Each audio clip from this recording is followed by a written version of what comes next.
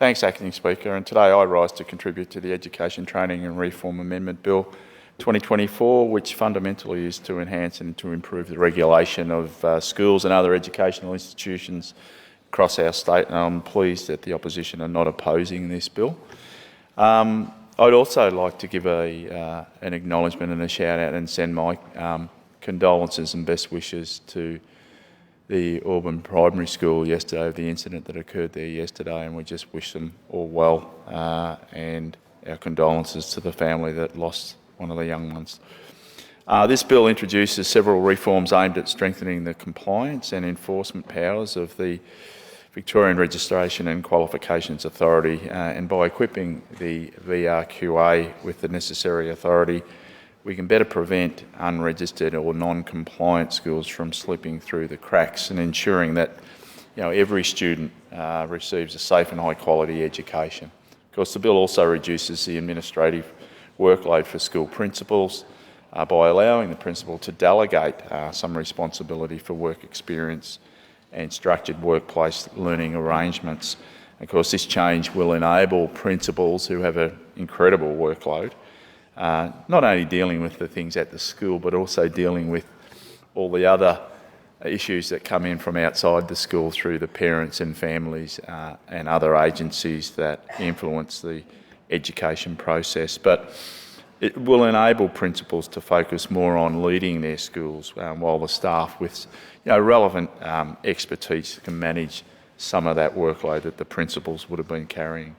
It also reduces the burden, as the member for Kew mentioned earlier, on that the principals carry on their shoulders. And as I say, if we can reduce some of that pressure and workload on the principals, they can manage their schools much, much better.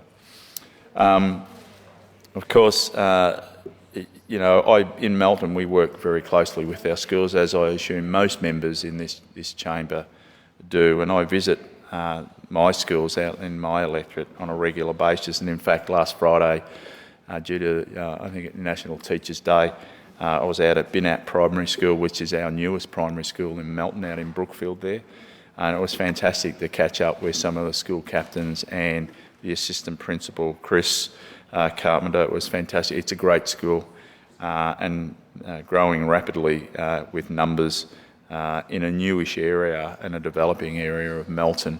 And we're building new schools every year in Melton, and since I've been the member for the last 6 years, I think I've opened up a new school each year, and two more to be built next year. New secondary school, public secondary school in Cobblebank, and a new primary school at Weir Views that will both be open for the 2026 school year, which is fantastic, and catering for the massive growth in that area.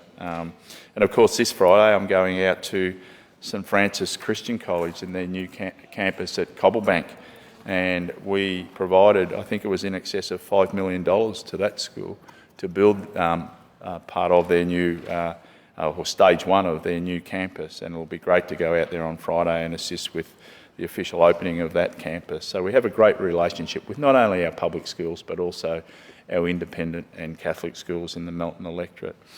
And of course, being so closely connected to your schools, it's clearly one of the best parts of the job of being a Member of Parliament. And I'm grateful to all of the principals, the assistant principals and the teachers, the support staff. And also I want to extend a shout out to the school councils for the work that they do, amazing work that they do. We have some fantastic school communities that include the school councils, the teachers, the parents, the families in total. They're amazing schools, and as I say, we have great working relationships with them. And I think most of our schools in Melton have had an upgrade. There might be one or two that are yet to happen, but most of them have been funded for an upgrade. These are the older schools, but again, as I say, we continue to build new schools in Melton and the surrounding area. I know my friend in the electorate of Koroit has also had a number of schools built in her electorate because it's the fastest growing area in the state, and we're trying to keep up with that growth. So. And again, last week I visited the Melton Secondary College. They did a production of Chicago Teen Edition, and it was fantastic. And I thought I was going to see a movie, but actually it was a live production. So that's how I'm really up with things. And so I rock in there, and it's a live production, and all these kids were dressed up, ready to go, and it was terrific. It was in the Melton Community Hall, and it was a fantastic production. It was as good a live production as I've ever been to. And I was really in awe of all of the kids that were in this production. So if you will allow me to do it, I think I'll give them all a shout out. So here we go. So to Carly and Joey and Adrian and Luke, Alice, Emily, Sinead, Justine, Kendall, the arts team, ELT, Isabel, Kashka, Sage, Reese, Madison, Lily, Inkamit, Ashnor, Tiana, Irene, Milka, Isabella, Alexandra, Louise, Riley, Ding, Lee, Oliver, Ash, Eric, Joy, Mia, Skylar, Lily, Jordan, Antenna, Ryan, Ishan, Sima, Fizza, Josh, Alexis, Aurora, Dylan, Roxy and Velma, and they all played a wonderful part. It was a great show. It was a great show, and I can't wait to see the production that they'll provide next year. And I tell you what, there's a lot of talent out in Melton in these live productions, so it'll be fantastic to see what they're going to do next year. And I have offered to sponsor their show next year, so it'll be terrific. So I recommend next year when it's on, I'll advertise it to everyone to come out and have a look. So well done. And also the local businesses that supported that production, and the council, of course, in allowing it to go on in the local hall. So it was terrific. And again, recently with the wrapping up of the Melbourne Fringe Festival only a week or so ago, and the growing art scene, and I'm trying to get the Fringe Festival out to Melton next year. But this production of Chicago Teen Edition, we need more and more of these sorts of things to allow the kids to have an opportunity to express themselves in the way that they wish to, and I think it was fantastic to be able to do that, and it needs to continue through our schools, and we need to support that even more so. But coming back to the bill, of course, some of the specific changes, it eliminates the show cause process where a non-government school or boarding premises voluntarily cancels its registration or ceases operations. It seeks to increase penalties for operating an unregistered school or school boarding premises to 120 penalty units for individuals and 600 for a corporate entity, and it aligning with similar legislation, a significant increase. And it provides the Victorian Registration Qualifications Authority the new powers to issue notices to produce documents or comply with regulatory requirements, ensuring greater accountability. But while we're talking about education, I just want to talk about what the Allan Labor government continues to do in regard to keeping Victoria the education state, and it's one of the most important investments that we can make into the future, and we are building on the strong foundation we've already set with reforms and programs that benefit our students, our schools and our communities across the state.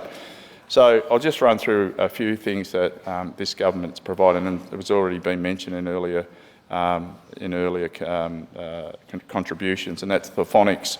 We've embedded explicit teaching at the heart of Victorian education, including the use of systematic synthetic phonics. Mental health support. Schools now have mental health practitioners and a dedicated schools mental health fund to support student wellbeing. Pathways to employment. Our Head Start apprenticeships and traineeships programs ensure students gain hands-on experience while still in school. Healthcare access. Initiatives like Doctors in Secondary Schools, Smile Squad dental vans and the NDIS Navigator program provide crucial support to students. And of course the school saving bonus with credits arriving in family accounts soon. The Camp Sports Excursions Fund, affordable school uniforms and free period products for all government schools. Programs like the Breakfast Club and the Glasses for Kids, ensuring that no child is held back by hunger or a lack of essential resources.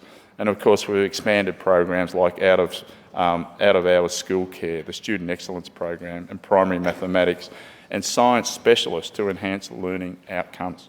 So to further improve teacher capacity and student support, we've reduced face-to-face teaching hours and added more school nurses and allied health services.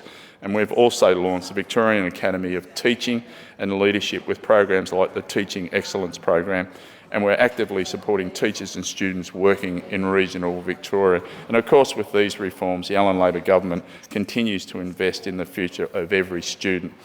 We're not just improving education, we're making sure every young person in Victoria has the opportunity to succeed. This is an important bill. As I say, the schools are fantastic right in my electorate, but also across the state, and I commend the bill to the House.